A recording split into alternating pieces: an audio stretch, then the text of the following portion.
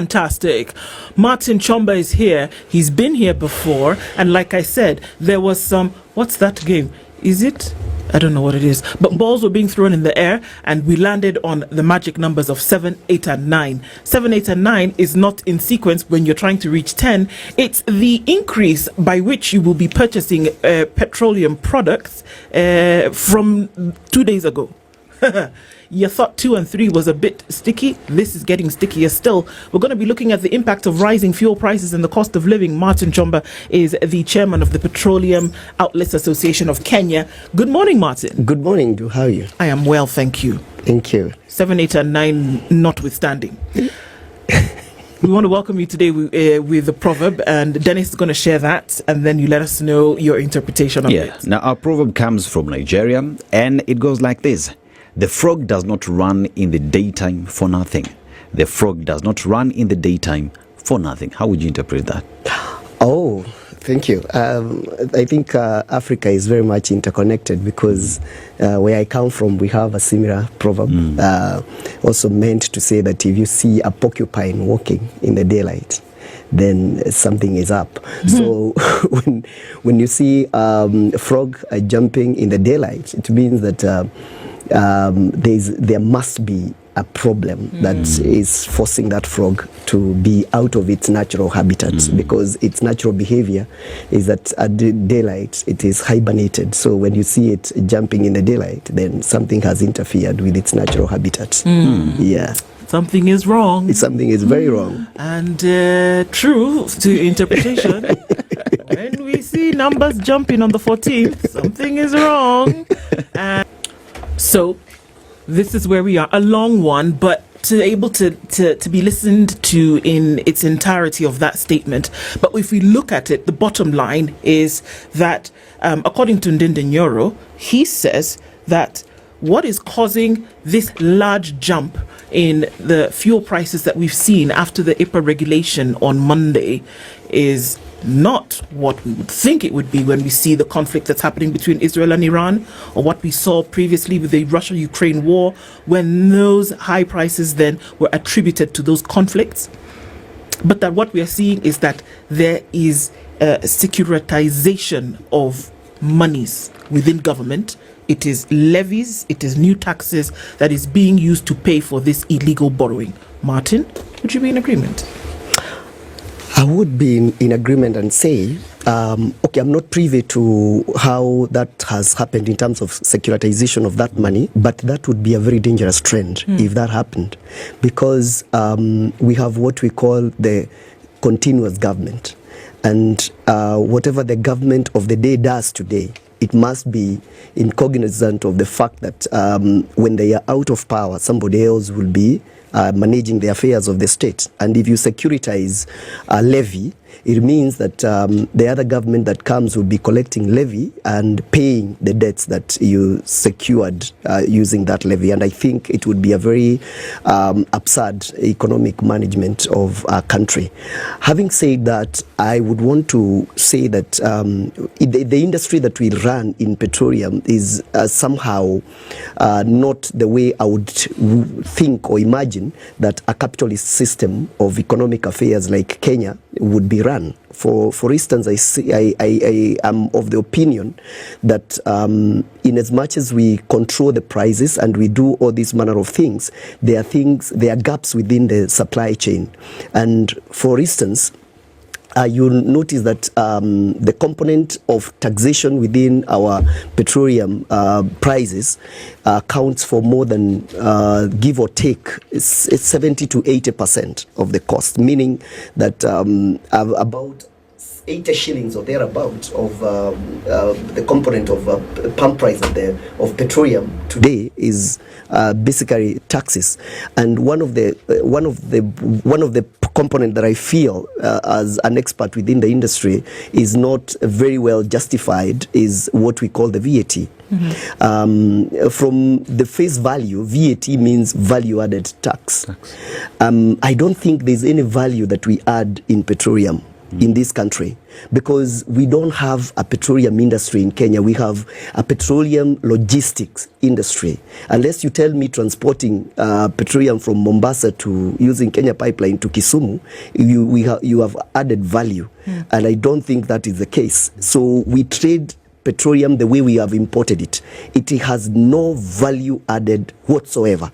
So for me, when we put the VAT component, other than it being just a way of holding capital or holding cash, so that probably the government can be using that money, there is no other value that we add in that. And I feel that is lopsided for me. Why? Because the amount of money we hold, or rather the government hold as VAT in the industry, is big. If you look at 16% of a problem of we consume about 400 million liters a month, thereabout, give or take, and you multiply that by 16%, you realize the amount of money that is just being held from the economy, which would go a long way in easing the issues of cash flow within the economy. And for me, that I think is lopsided. In terms of the spike of petroleum that we have seen, there's one piece that would justify a rise, but that should not be taken to be the entire reason. When there's geopolitical tension, and especially in the Middle East, it is understandable that about 12% of global oil passes through the Strait of Hormuz, that is next to Iran. And whenever there are issues in Iran and they threaten to constrain the movement of vessels that bring about petroleum, both to Africa and Europe, then we have extended journeys in terms of people trying to avoid that strait, and then that puts strain on supply, global supply, which now spikes the demand. And we saw that when Israel and Iran had a run in the last, I think, a month or so, where prices went up to about 6%. Having said that, I feel that there's a lot to do. Okay, the other component is right now there is an issue. Actually, I'm not sure that we are out of the woods, because if you look at the, I think, southern Yemen next to Red Sea, there is this group of rebels called the Houth who are sinking ships around there. So owners of the freight vessels, they don't want to pass through the Red Sea, and for some reason they will still go to Cape of Good Hope and all that, which is a very long journey, and this might also bring some problems in the coming years, but in the coming months. But I feel that as an industry and as a government, we have a duty to make sure that we anticipate some of these things, insofar as, because when you are consumer economy, it is in your interest to make sure that you plan adequately for it. And petroleum in this country is a national security issue. You realize that today, if something happened and there is no vessel that is able to come to Mombasa, we may not have stocks that may outlast us a month. And this, we are living in increasingly tensioned global systems, where one issue can trigger these kind of things. So we have a duty to either invest seriously as a country with what I call strategic reserves, where you have product that can last you and help you hedge against these global tensions and the global spikes, because this is the only way we can take care of the common person in case of whatever happens, because we are taking every shock that comes out there. And this shock is exacerbated by the fact that in our local economy, we are relying on petroleum as the lowest hanging fruit, where we go to anytime. Today, if we need money, for whatever reason, if this country needs money, the first place everybody in Treasury and everywhere else were asked is, how is petroleum? Can we add this levy? You realize that just before President Ruto dismantled the cabinet after the uprising of Gen Z last year, just before that, I think the cabinet secretary for transport then, I think, was Mr. CHOMBA Murkomen. Just before he left office, he sneaked in a levy in petroleum that was a bit people were not very much in agreement with, but it stays. It was, I think, 7 or 8 shillings thereabout. Meaning, if that levy was not there today, then the prices we are having would be buying fuel at 80 shillings. So 180 instead of 187 that is currently there. So I think also the number of levies that we put on petroleum have a long way to do with what happens. So the impact, I can talk about the impact of this, and this is what I'm feeling, that right now we are going to have a bit of strain. One, inflation. Last, I think it was at 3.8. I can assure you it's going to go up, because whenever the prices of petroleum go up, this is an industry that carries every other industry. Yes, please. And just continue. Yeah. So when this happens, is that we are going to see an increased activity in terms of pain in the small-scale industries, where we rely on transport or powered diesel engines to either make production or to make sure that they get their products to the market. So this is going to see the prices go up a little. And when this goes up a little, then you can be sure it mops up what we call the purchasing power is going to be reduced to a great extent. So, Chomba, we talk about the fuel that we consume in the country, and there's a time the government of Kenya and government of Saudi got into an agreement, G2G deal. And I just did a quick research on the same, and you look at how much Saudis are buying the fuel off the pump, and that is equal to $0.62. Now you look at Kenya is 1.428 per liter. You know, so if you look at how much Saudis are selling their fuel off the pump, is actually cheaper than half what would be in Kenya, which begs the question: this G2G deal that we got into, is it helping Kenya in any way? I have 2 answers to that. One is very positive. The other one is to the negative. The problem I would first say is that the G2G deal is very good. It's very good in that we secured what we call forex stabilization, because what would have happened is, if today we let off the G2G, it means that every month will require about $500 million mopped up from the economy on monthly basis, and this is what puts strain on the forex, and probably forex would spike to maybe 150 to 160. So if this happened, it would affect every other economic activity that we do, that we use dollars to import goods, and so this would also exacerbate the trade in the country. But having said that, is that also G2G has what we call fixed premiums, and in commercial agreements everybody hedges their side, okay? And so when this deal was being done, the people who were giving us that fuel, the Saudis and the guys from UAE, hedged. And the deals have what we call fixed premiums. And I think we have premiums of $90 per barrel on petroleum, super petrol, and I think 80 on diesel. So what this means is, if prices go beyond there, we are safe. But also, prices, when they are low, we don't enjoy. Like now, there has been a spell where the prices have been low, but we can't enjoy that because we already have that fixed. So it is what I would call probably necessary evil at some point. It's not something that is very favors us when the prices are down, but it also hedges us from now the extreme, where we have some countries in Africa who have been buying fuel to an equivalent of Kenya shilling 300. Kenya shilling, 240. So we may not get to that level. But then again, we also forfeit. If prices today went to 80 shillings per litre, then we still cannot have that. Yeah. So do we see the rise in fuel prices as a direct result of the 5 to 6 increase on world crude? Because we did see that, especially after the first attack that we saw between the US and Iran and all of this. We saw 5 to 6% increase on world crude. Do we see this increase now, July 14th, that after the regulation and everything that has been mixed and gathered by IPRA, do we then see that this is as a direct result of that increase? Because 5 to 6% is a big deal when we're talking about the global scale. And what we are being told, the pundits are saying that it's likely to worsen should the conflict worsen. Yes. It's a global phenomenon. It happens. It's happening to everybody. And so it wouldn't affect Kenya differently. But do we see that it's direct with what's happening in Kenya? Yeah, what happens, the way we buy fuel in Kenya, because of planning, we use what we call weighted average.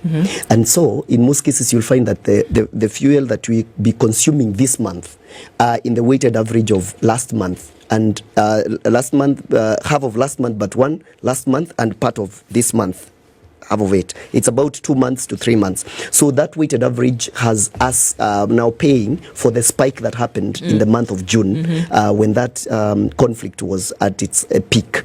What I am expecting is, because of the ceasefire talks around the whole issue, I'm expecting that the prices should ease, and we should see a slight drop, or not very significant, but a slight drop in the next pricing cycle, because right now we are not buying the way we were buying, but the product we are buying today is what we'll be consuming in the months to come. So we expect that the prices will have eased then. But should the tension go, the way we are, and this is the problem of being a consumer economy, it works like a hydraulic.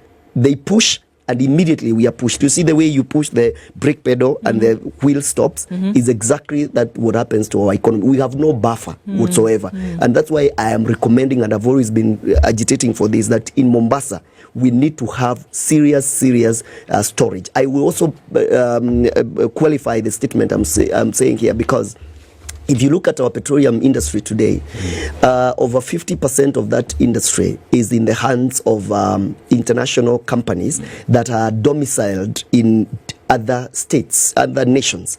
And I'm a student of international relations, and I'll tell you this, if we have political tensions between countries, what you have seen the countries use are trade sanctions. And if a country today woke up and said that any company that is domiciled in our company is not going to trade with Kenya, and that country happens to be a country from whose these companies come from, and they stop their trading in Kenya for one reason or the other, then we are in limbo in terms of petroleum. So these are some of the things that we must, even as we encourage globalization and international trade interconnectivity, what we call the complex interdependency. But then again, we also as a country must look inward and see how do we hedge against international issues that are beyond our control, such that in case of anything, we still can last a month or two as we organize ourselves. Okay.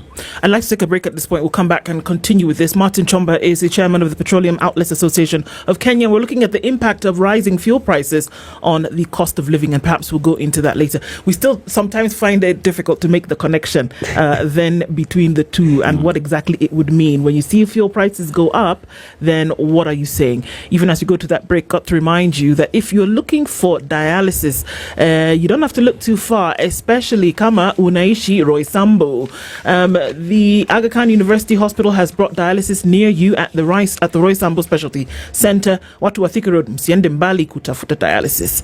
The medical center is SHA certified, and you can use your SHA coverage to pay for your dialysis. Other services available at the Aga Khan University Hospital Roysambu Clinic include chemotherapy services, endoscopy, and daycare surgeries. Specialists available at this clinic include a pediatrician, gynecologist, family physician, gastroenterologist, general surgeon, orthopedic surgeon, ENTs, dentists, dermatologists, among others. The Aga Khan University Hospital, world-class care here and now. For more information, call 0730 011 888. That's 0730 011 888.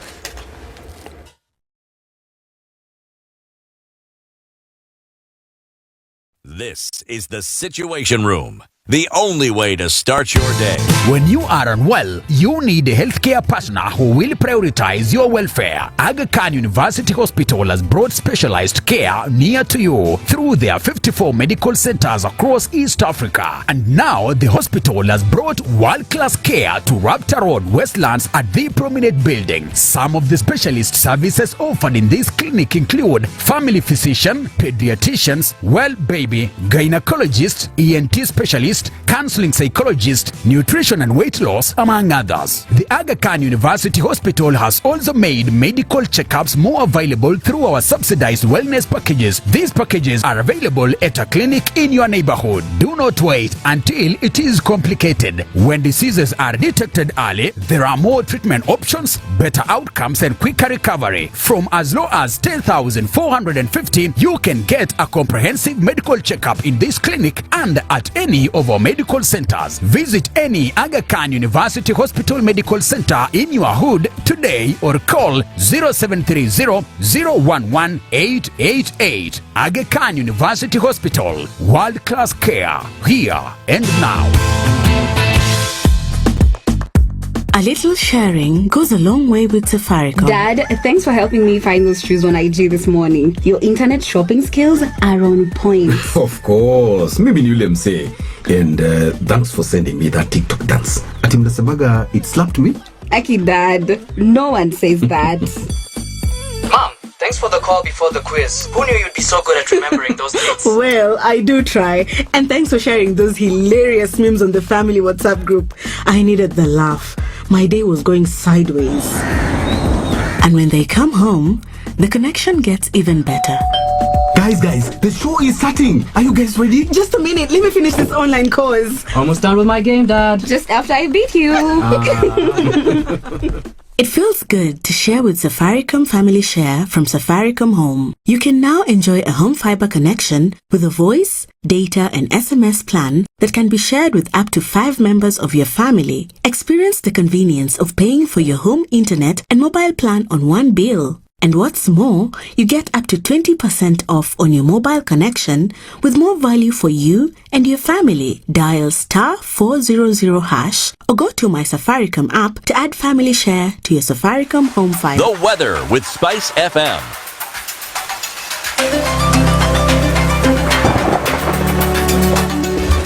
Sunny conditions in Nairobi, 16 degrees at 17 in Nakuru and 15 in Nyeri. Eldoret at 17, while Mombasa at 25 and Malindi at 27. 22 and sunny in Kisumu, while Kakamega at 21 is sunny. It's mostly sunny at 21 into Kampala, while Dar es Salaam at 24 is sunny as well. 13 degrees and sunny in Johannesburg, while Mogadishu at 26 is sunny. Addis Ababa at 17 is sunny as well. Cloudy conditions at 25 in Lagos, while it's 22 and partly sunny in Kinshasa. 30 and cloudy in Beijing, while 19 and cloudy in Paris. It's 17 and sunny in London, with clear conditions at 26 in New York.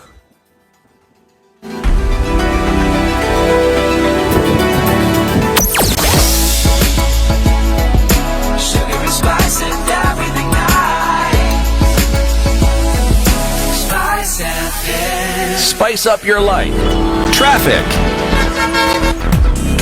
Coming out of traffic hour, we've not done too badly this Wednesday, over the hump of the week, and I think we're coming out of traffic hour in good stead. Fine form we are at. Mombasa Road, you'll see just a little bit of that left as we get into the CBD. Coming off the Thika Superhighway, no problems at all. Just a little bit left as you go towards the Pangani Underpass, then touching into the CBD.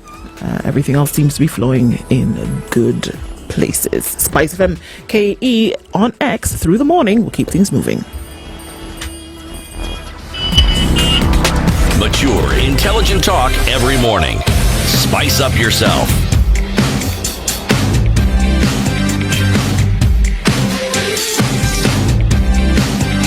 Mornings done right. 94.4. Now 21 minutes to 10 o'clock. Martin Chomba is here. We are looking at the impact of rising fuel prices and on the cost of living as the chairman of the Petroleum Outlets Association of Kenya. And so we see these things happening. There's a conflict suddenly and we're asking questions, how does it affect us? People say no, it doesn't affect us. We say yes, it affects us. Okay. Then we see world crude prices rise by 5 to 6%. Then we say, okay, but we have fuel and we're fine. Then comes July 14th and the prices rise by almost 10 shillings across product. And then we say, well, okay, so it's just fuel at the pump, isn't it? And we'll be fine. And then maybe next month they'll, like you said, it's not the fuel that you've bought that you're using today, that you've bought today that you're using today. You're using what you've bought maybe a couple of months before. Yeah. So you experience a rise or a spike because it has to be applied from what is currently happening. But then why are we bothered? Because is it not just fuel in the tank? What happens? We say that there's a connection between the cost of living and the cost of fuel. Explain. 100%. The cost of petroleum is the bedrock. It's actually the spine that holds the economy, because there's no sector that I know of that is not connected to petroleum, including what you're doing today. You come in here, you used a vehicle that had to be powered either as petrol as a mode of propulsion or diesel, but either way you found yourself here using petroleum. The mama mboga that is taking the mboga to the market is using petroleum. It doesn't matter whether it is the border industry, whether it is the aviation industry. Everybody is propelled by petroleum, and that's why anything that happens to the petroleum industry sends shockwave across. You see, when countries like Russia are sanctioned on petroleum, the world economy feels. And most of these world economic giants, they are themselves producers of petroleum.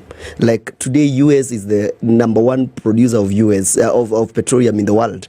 And when there's an issue like it's happening, you'll feel the shocks also in the US. So how much more a country like Kenya, who we don't have, I've heard people say that, we produce petroleum, but we are far away from it, and even what we would be doing in Turkana would not be sustainable in Kenya, because as it were, we don't have a refinery. So even if we are producing crude, because the other thing that people must know is that we don't excavate, or rather we don't get petroleum in its the usable state. So it has to be taken to refineries. So you'll find that the ones that we do in Turkana, when we were doing those trials, they could not even be used here, because even the cost of taking that to a refinery is very high. Those of us who have been around for some time will remember that we used to have a refinery in Mombasa, but it's defunct. Why? Because it was designed to cut very raw products, and very few, that is petrol, diesel, and IK, what we call illuminating kerosene. Today, the refineries around the world have been built for efficiency. It's like running a vehicle that uses carburetor today, as opposed to the ones that we are using today, EFI and VVTI, VVTS, whatever.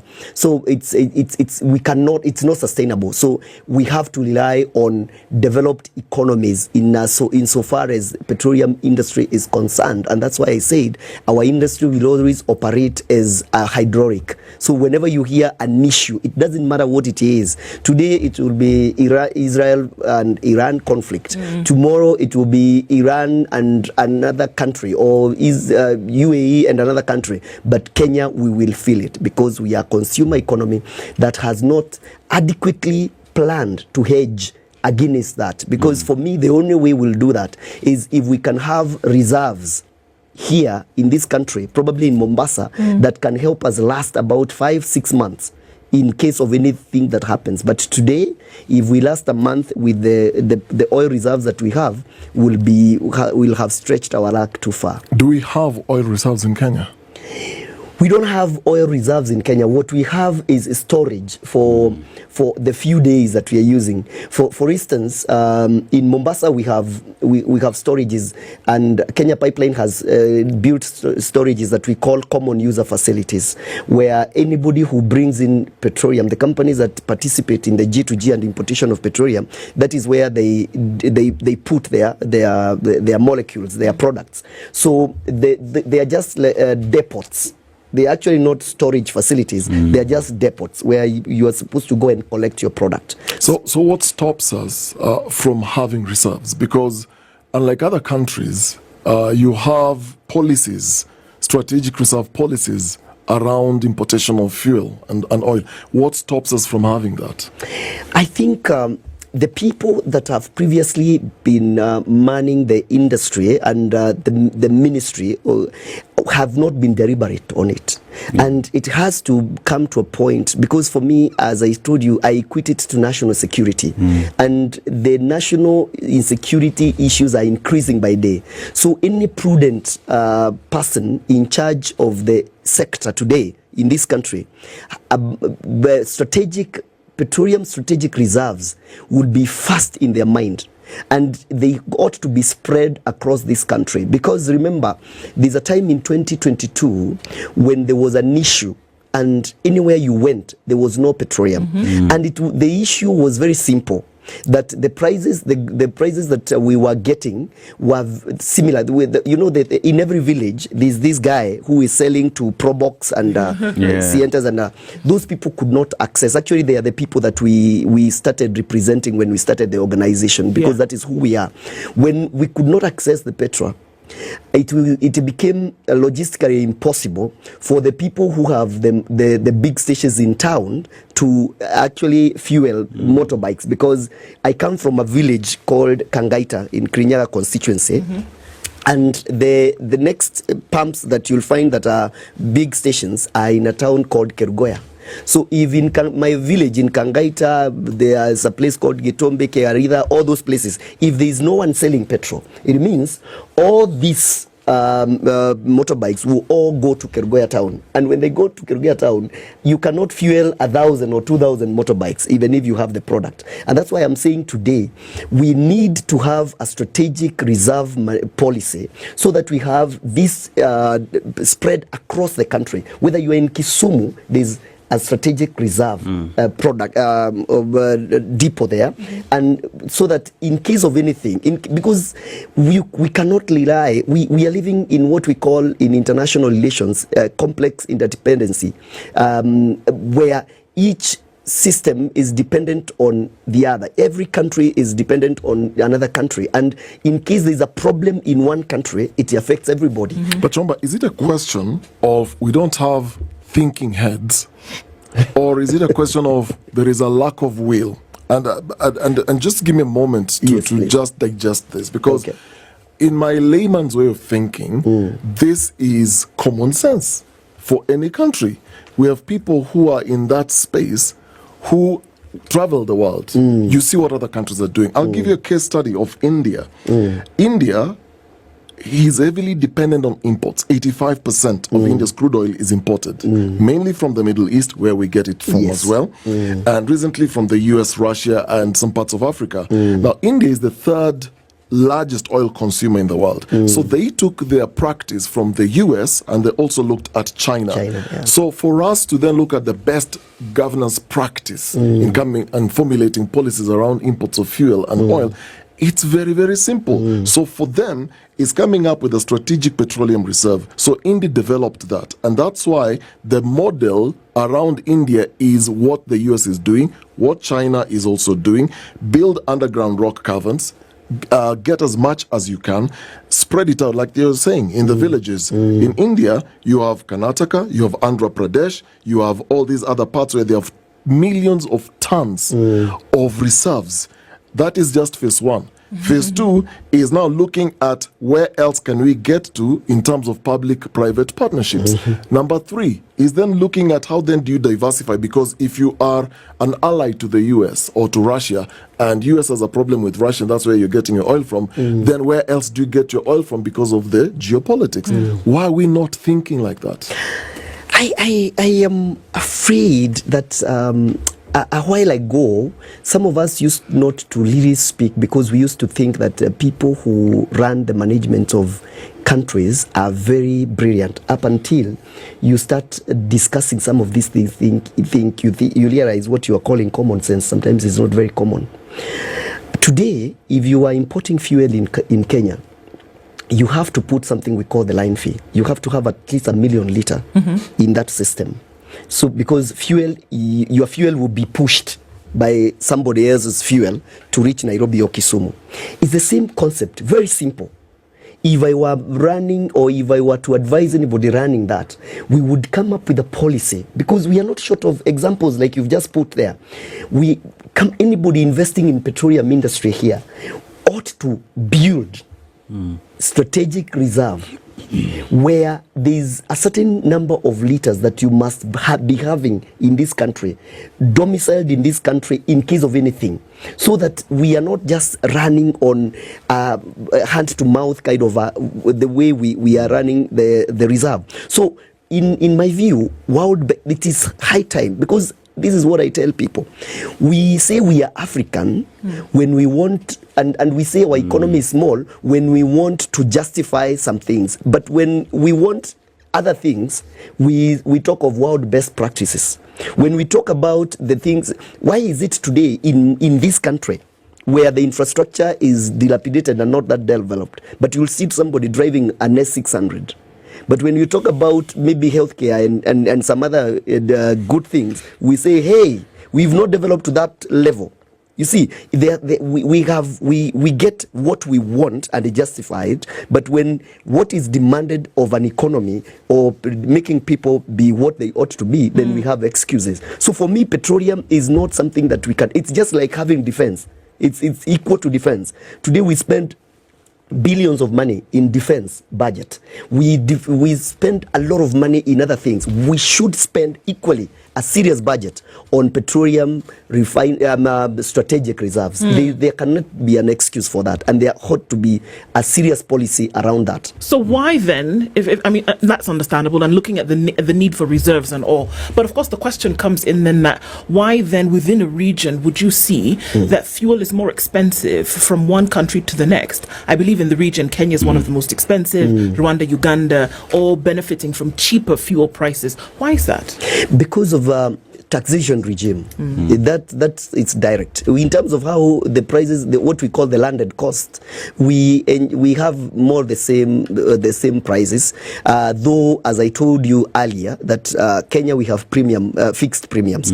So when the prices are low, globally low, we still have our premiums high. But when the prices are also globally very high, we also have relatively average prices. So most of the determining factors in terms of what will be the prices probably in Uganda, Rwanda and the region, Tanzania and such, is the taxation component and the landing cost, because ours is fixed. Yeah. So Choma, you look at I want to push this even further in terms of, we know that Kenya, we just started exploring oil reserves in the country, and early stages, nothing much to talk about. But if you look at the continent as a whole, you look at Nigeria, 1.3 to 1.5 million barrels a day. You go to Libya, 1.2 million barrels a day. You go to Angola, 1.1 million barrels a day. Yet there is no one is processing this fuel to such a point that it's ready for use. It has to go outside, then we import. Countries like Nigeria have to import the fuel back home. Is it then about time that African leaders, through the African Union, finally sat down and saw how best to harness all these resources that we do have, so that we have a solution within the continent? Perhaps that is pushing it so far, or is it about time that we started having these conversations? Thank you. And allow me, I met a gentleman sometimes who told me that if you don't blow your own trumpet, nobody will realize that you have one. I am a PhD student in developmental studies, and amongst the things that really bothers me is the petroleum industry in Africa is following in the footsteps of other cash crops that we have in Africa. For example, today, anybody who drinks very good tea, they call it English tea. In England, they don't grow even one bush of tea. So the best chocolate is probably in Switzerland, but they don't grow cocoa. It's the same footsteps that we are following in terms of petroleum. And we are headed to a place where we cannot develop our own. There needs to be a critical thinking, and this is where I think people must be called to order. We are a consumer economy, as I said. Every vehicle on this road, over 80% are imported vehicles. We have countries where we import from who are raising policies, Dennis, that in the next probably 20 years or 15 years, they are not going to be producing diesel-propelled engines, okay, or petroleum engines, and 80% of the petroleum that we consume is used by the vehicles. So the policy must also align, because today if we are going to sink billions of shillings doing oil exploration, and we don't have a motor industry where we are going to continue doing engines that consume this oil, what are we saying? You know, and this is where I find a lot of disconnect. We have in 2035 and 2040 UK, Japan, they are not going to be producing these engines. Yet, over 80% of the vehicles on our roads are from these countries imported. So what will happen? Where will we take our fuel? Okay, unless now we are looking to maybe exporting it to somebody else who, and I don't know who will have that capacity. So this is where I'm saying there's a lot of disconnect in terms of policy making, and sometimes you think people have thought through some of these things until you hear what they are saying, and then you wonder, why are we doing this? Why aren't we anticipating what is coming in the future and use our money and our budgets to make sure that we are strategically placed to exploit the opportunities of the future? Is it that we lack think heads, or we just you see, Dennis said that, and you've come back to it. I tried to go away from it, and I saw you. I saw you because I don't want to appear rude, but I will tell you this: we have people who have been conditioned to think in a certain way, and they are not able to think intergenerationally. We are not able. We are afraid of thinking and planning ahead, such that people who get today in ministries and in government where policies are made, they become hostage of the old way of thinking. And anytime you try to upset the status quo, then you are looked as the black sheep. And it is happening even in our industry. Sometimes you find yourself having to be very measured, because every time you think out of the box, it's like you are trying to upset the status quo, and that does not augur very well with octogenarians who have been there in the industry for so long that they feel if things are not done this way, then they are not okay. And that's why we are challenging them. We are telling them, 2045, my son and your daughter will be the guys driving in these streets. The kind of vehicles they will be driving, they will not be requiring the petrol and the diesel that we are using today. They were requiring another mode of propulsion, maybe energy. Shouldn't we probably be investing in production of energy and those kind of things? But if we can't think of strategic reserve, we are thinking EV right now. Yeah. I mean, Chomba, back to the VAT question. Yes.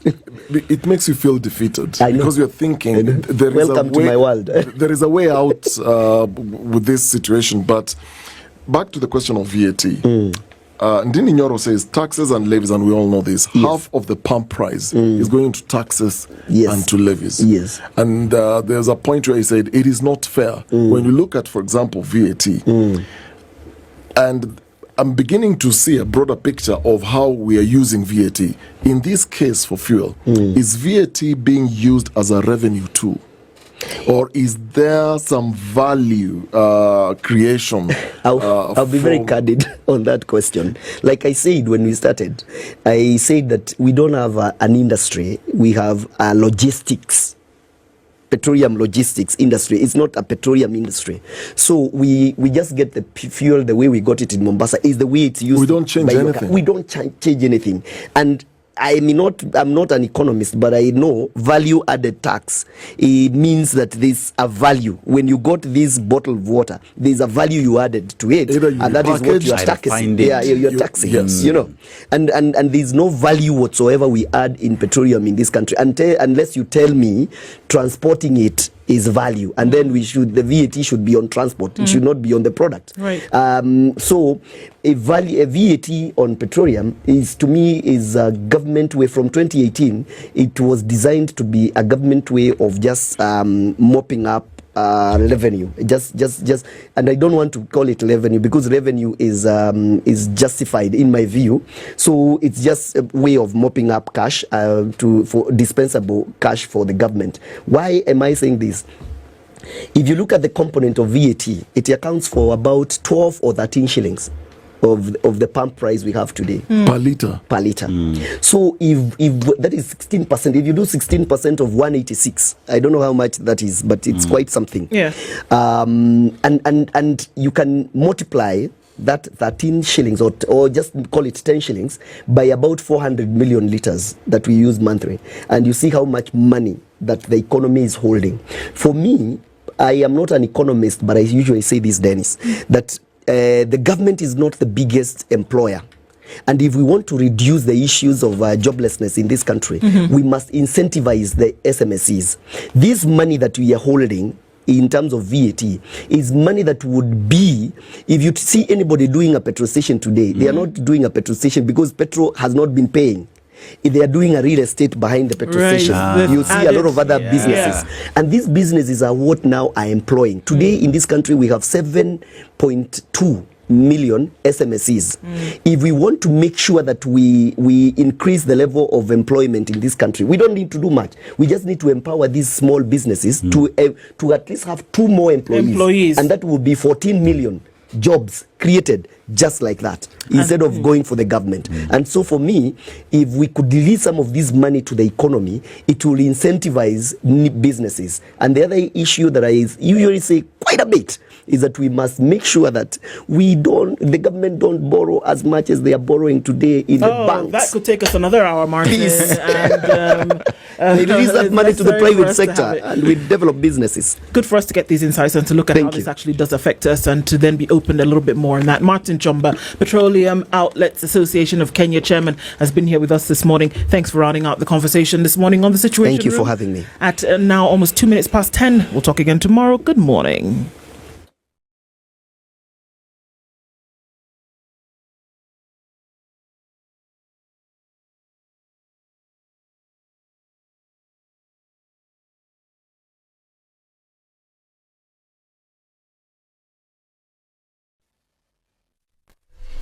Good morning. This is the News Wire. I'm Leah Ubaga. Nakuru County Government has activated its Health Department's Disease Surveillance and Response Unit to coordinate response against the Mpox virus and stop the spread of the disease. The devolved unit has announced that it has cumulatively reported 21 cases since August last year, when it confirmed its first case involving a 37-year-old male truck